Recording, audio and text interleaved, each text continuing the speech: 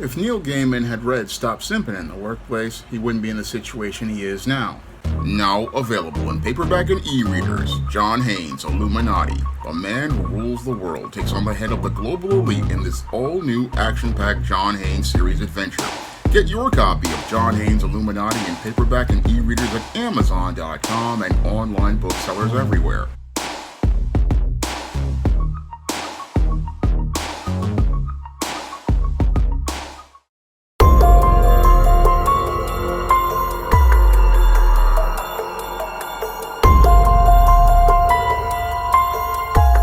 Legendary comic creator Neil Gaiman has been accused of participating in sexual assault by multiple women. Now, these allegations came out in a podcast called Tortoise, in a series of podcasts that talked about Neil Gaiman participating in a series of inappropriate behaviors with several women that ranged from those who stayed at his home as nannies to women he met at different book signings to even women that were at his home that were staying on his property.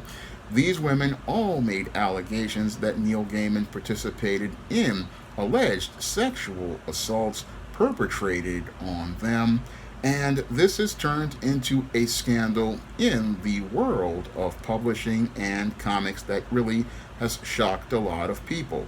Now, I have read all the details regarding what went on with Neil Gaiman, and sadly, it sounds a lot like what went on with the late Ed Piskor as related to him not really understanding how to move in the world of business, because he basically didn't understand that you need to have boundaries as related to your interactions with women. Now, when I took that critical look at these allegations made by these women, it definitely showed me that Neil Gaiman basically fit the pattern and profile for behavior that I talk about as related to workplace simps in my book, Stop Simping in the Workplace.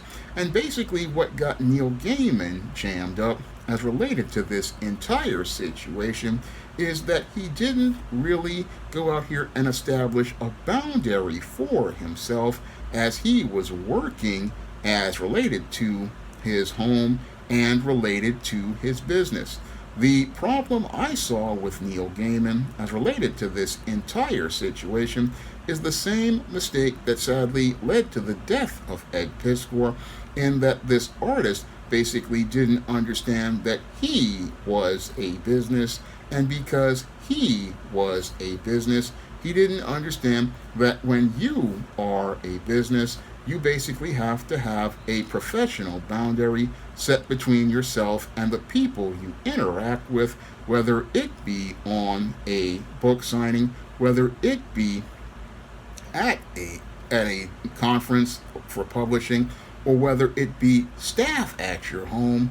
You really need to set a hard boundary for yourself as related to your personal and professional interactions, and you need to set that hard line, because in these situations what you are creating are he said she said situations, and if these individuals get you into a he said she said situation, what's going to happen is the courts are basically going to side with the woman, whether it be the court of public opinion or it be the civil courts as related to an allegation of an incident. And that's something Neil Gaiman sadly wasn't critically thinking about as related to his interactions with these women. No, he's thought that he could go out here and have these kinds of interactions with these women, and didn't really look at the scope of the world as he was out here in the world of business and in his personal life. No, he wasn't really thinking about women making allegations against him, but someone like myself who's seen what happens to men ever since the days of Supreme Court Justice Clarence Thomas back in 1992. I remember when Anita Hill made allegations of sexual harassment against him that basically almost derailed him of being a Supreme Court justice. I know how dangerous these allegations can be, and since I was about 18 years old, I learned that you have to watch and be careful how you move, especially now that I've seen men like Bill Cosby deal with similar allegations, because what happened to Bill Cosby is the same thing that's happening to Neil Gaiman, because he blurred the line between himself and women. Those women then came back years later to go out here and present what I believe to be revised stories as related to Bill Cosby to make themselves to be victims in an effort to try to get a payday for themselves in a civil lawsuit, now that their inability to make a living for themselves because they basically worked on the casting couch as trying to get roles, and now that they've aged out of the system, they can no longer get those roles, nor can they be side piece to producers like those in the entertainment industry. So what they want to do now is make allegations against men, and that's how we got the Me Too movement that started in 14 when Hannibal Buress made allegations against Bill Cosby, and that Me Too movement basically has made it a place where women are just out here making allegations, because as we've gone from the standard of rule of law to trust and believe, we've got women just going out here making allegations against men. And as they make their allegations against men, they go out here and basically are able to do this because under the standard of trust and believe, everybody wants to believe these women without ever laying the foundation for a proper investigation. And in the case of Neil Gaiman, when I listen to these incidents, I have to ask a critical question, and that is, where is the police report? Because as related to these kinds of cases that I've seen since the days of Me Too that have destroyed people's careers, I believe that we really need to see police reports as related to these claims. We just can't go on the word of a woman, because we can't trust and believe as related to our criminal justice system.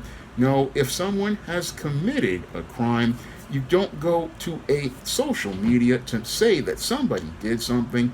No, we need to see a police investigation, and a police investigation conducted in a timely manner.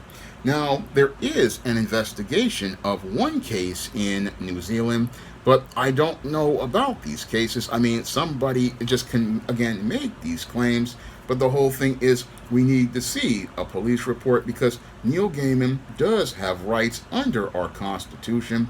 He has rights to a speedy trial. He has a right to be able to get a trial by a jury of his peers, and he has a right to be heard in court if there is criminal behavior done as related to these cases. But when I listen to, again, both sides of the story, and I listen to the story that the women present, I don't know. These stories really, I find them to be quite questionable. It just sounds like a lot like the cases that Bill Cosby went through as related to dealing with women who were possible side pieces, or he was possibly, again, getting involved with. I just find the stories to be quite suspect because there's no police report involved. But when I look at this situation, I have to hold Neil Gaiman partially culpable, because you would think a comic writer who came up in the 80s, who heard about what happened to Clarence Thomas, what happened as related to the Me Too movement, which one of these cases was going on in 2017 at the height of the Me Too movement. You would think that if one of these cases went up going on in 2017 at the height of the Me Too movement, that this woman would again have made that claim back then. And that's where I find things to be, again, quite suspect as related to her story. I mean, there were white guys basically being perp walked basically every day as related to their case. There were white guys basically being perp walked every day, but this woman waits until 2024 to talk about something that happened in 2017. And that also has me looking at her with a bit of a side eye, but I look more at Neil Gaiman because as one of these simps out here, he was basically moving like a simp and moving like a workplace simp, going out here blurring boundaries between himself and the nannies he worked with, blurring boundaries with people who he had met at book signings, blurring boundaries with himself as related to women who were on his property. And blurring those boundaries basically led to these situations where he put himself in a he said, she said situation, a he said, she said situation that eventually wound up jamming him up years later, as related to these situations he could have avoided had he learned how to move as related to his business. Because if you are an author or you are an artist in the comic book business, you really need to understand that you need to watch how you move in these situations.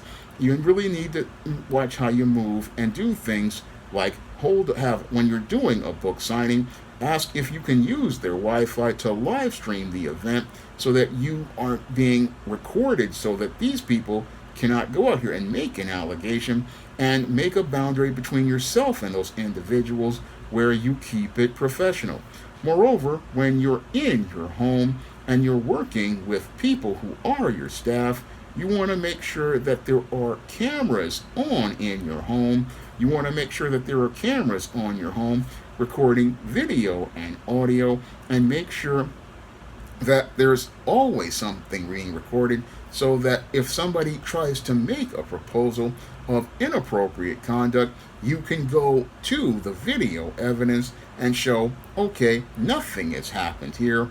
Moreover, if you're a smart man, you're not going to engage the women out here, because that's a definite lawsuit. That's a definite lawsuit. But Neil Gaiman basically wanted to do the beta male thing and try to hide behind NDA agreements that this woman basically breached in one case, because what she wanted to do was, again, try the case in the court of a public opinion in order to get a possible cash settlement. And this guy, again, didn't understand how to protect himself and be able to know how to move as related to business, because he didn't understand that when it came to himself as an author, when it came to himself as an artist, he is a business. That's something I understand as the publisher of SJS Direct. I understand that I am a business, and as a business, I have to watch how I move in the streets. I have to watch how I move on places like social media. I have to watch how I move in these spaces, because with these people, they want to blur the lines, but you have to set that boundary for yourself to protect yourself from having somebody put you in a situation where you become liable, because there are a lot of predators in these spaces of the media, whether it be these groupies as related to writing, because there are groupies that chase authors, and there are people who you will hire as staff. Again, there are opportunists all around, and because there are opportunists all around, you have to watch how you move, because these people see you doing well, they see you making money, and in a lot of cases they want to get a payday for themselves. So a man has to set boundaries for himself, and he has to set those boundaries immediately as related to letting his wife deal with the female staff. That's how you deal with the nannies. You let the wife deal with her, and you keep letting females deal with other females, and you keep your professional distance from those women, and you make sure that you're never in an intimate space with these women where they can create he said, she said situations. That's what you do to protect yourself as related to liability. Moreover, if you're doing things like a book signing, you set a professional boundary with yourself where you only talk about things as related to business, and if these people want to see your social media, you maintain professional distance as related to your social media, and you keep and record all of those discussions and have them documented as evidence that will basically show that there is no inappropriate conduct, because that's what a business person does. A business person understands how to take care of their business, but sadly, Neil Gaiman, like Ed Piskor, really didn't understand how to move as related to business, because comics basically was what he considered to be his passion, and he thought his fans were basically all about his passion, the way he was. Again, he was out here emotional as related to things, not understanding that again, when you are out here as a creator, you are a business. You are a business, and as a business, you have to do things to mitigate your liability as related to situations. Whenever you have women out here, again, you have to maintain your professional distance. And I go in depth on all of this in my book, Stop Simping in the Workplace.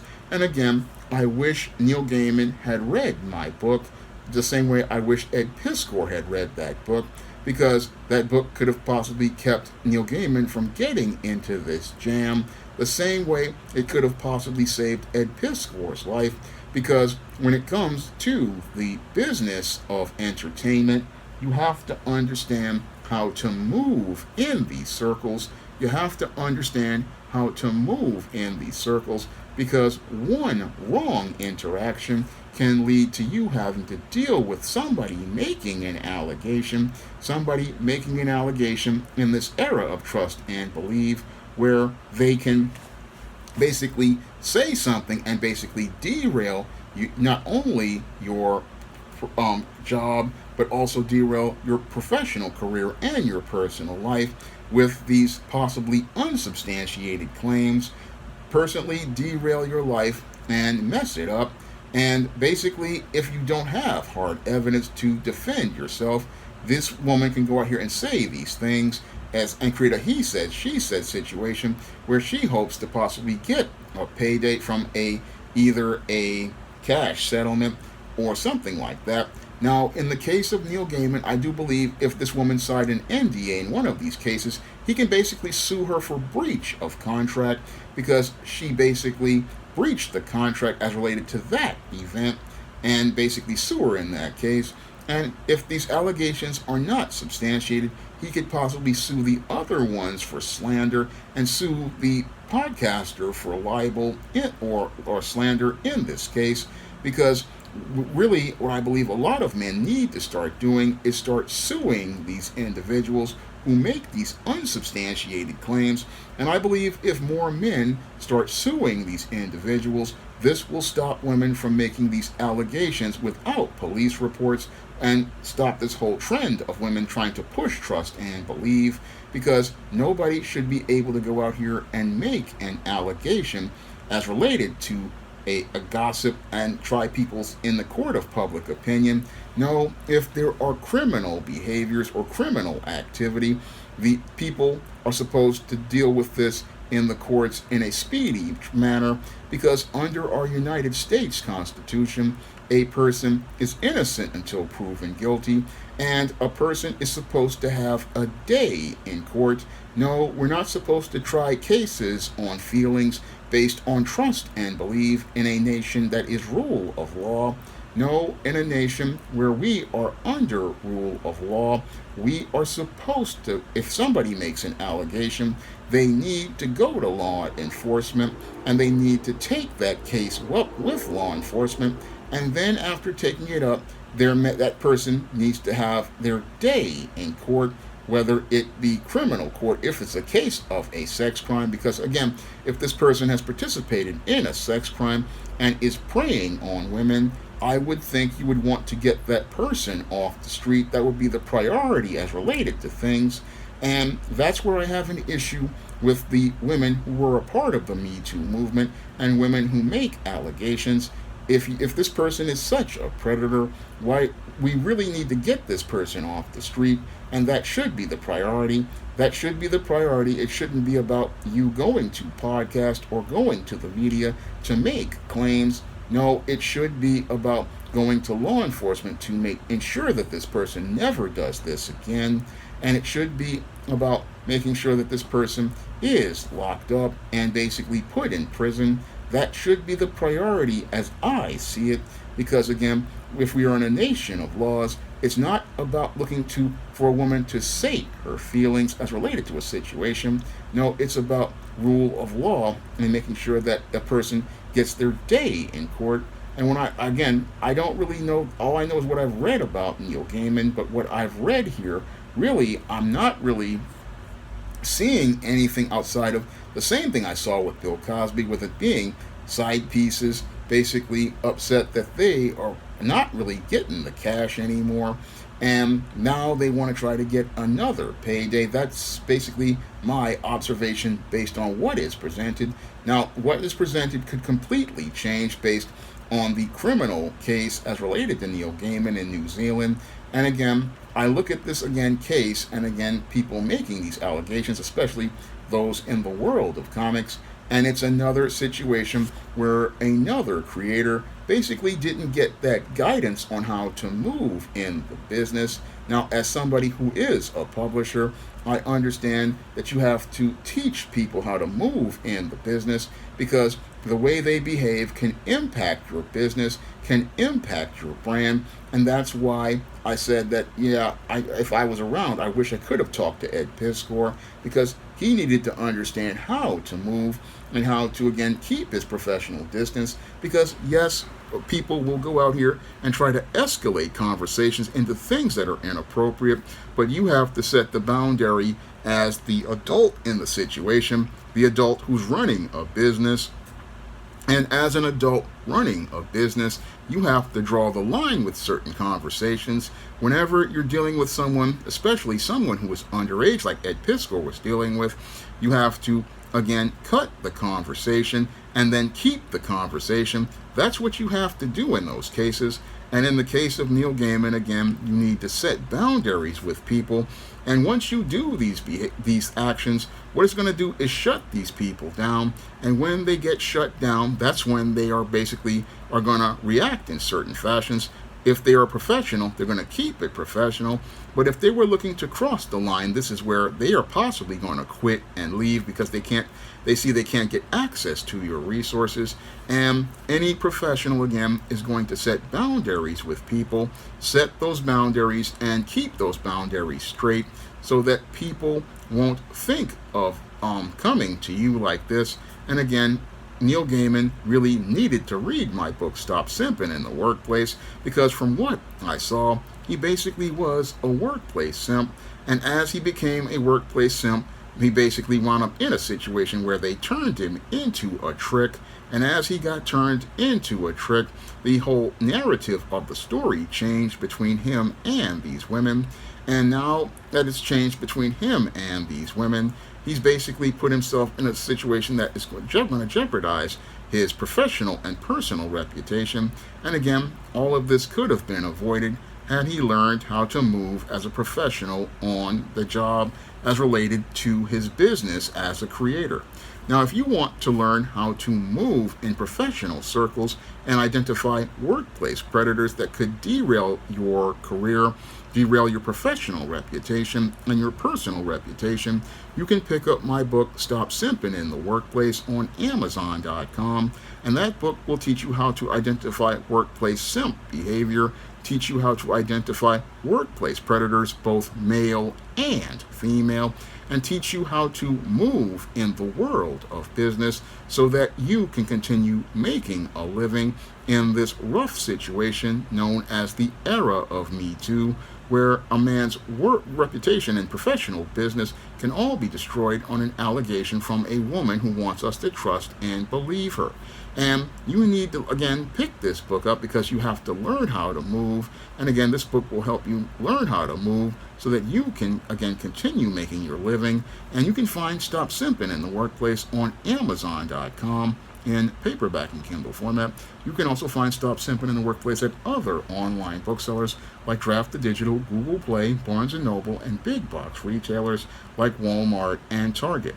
And if you'd like to see me make more videos about comics or business or the workplace, you can send a donation to the Patreon, the PayPal, or the Cash App by clicking the links in the description box. That's all I have to say for this video. You can comment, rate, and subscribe. Now available in paperback and Kindle, Stop Simping in Cyberspace. Learn how to avoid predatory females like Instagram models and e-girls in their virtual con games with Stop Simping in Cyberspace. Get your copy of Stop Simping in Cyberspace in paperback and Kindle today. Now available for the first time in paperback. Stop Simping in the Workplace. Men, learn what you need to know in order to protect your job from workplace predators with Stop Simping in the Workplace. Available in paperback at online booksellers everywhere. Support Black-owned and Black-operated digital broadcast media. www.niceradionetwork.com. Nice Radio Network, broadcasting 24 hours a day, 7 days a week.